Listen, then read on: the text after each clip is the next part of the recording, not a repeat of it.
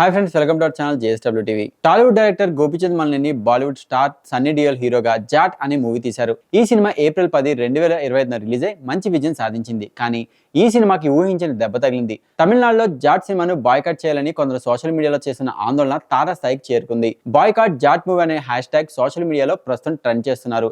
ఈ సినిమా తమిళ మనోభావాలకు విరుద్ధమని విమర్శిస్తున్నారు. ఈ సినిమాలో విలన్ శ్రీలంక నుంచి పారిపోతాడు. జాఫ్నా టైగర్ ఫోర్స్ పేరుతో పోలీసుల హిట్ లిస్ట్ లో ఉన్నాడు. అయితే జాఫ్నా చాలా మంది తమిళులు నివసించే ప్రదేశం. ఎల్టీటీని స్థాపించిన ప్రభాకరన్ అక్కడే పుట్టారు. శ్రీలంకలో తమిళ హక్కుల కోసం పోరాడారు. అయితే సినిమాలో చూపించిన జాఫ్నా టైగర్ ఫోర్స్ ఎల్టీటీఈని పోలికలు కలిగి ఉందని, ప్రభాకరన్ తమిళ కోసం పోరాడినప్పటికీ సినిమాల వారిని ఉగ్రవాదులుగా చిత్రీకరించారని, తమిళులను కించపరిచారని తమిళులు విమర్శిస్తున్నారు. ఈ సినిమాని ఇప్పటికీ కొన్ని థియేటర్ల నుంచి తొలగించారు. అయితే తెలుగు డైరెక్టర్ గోపీచంద్ మలినేని తమిళనాడులో అడుగు పెడితే వారు ఖచ్చితంగా తీవ్రమైన పరిణామాలు ఎదుర్కోవాల్సి ఉంటుందని తమిళులు హెచ్చరిస్తున్నారు. ప్రస్తుతం ఈ సినిమా డైరెక్టర్స్ కు, హీరోకు, నిర్మాతకు పెద్ద తలనొప్పిగా మారింది.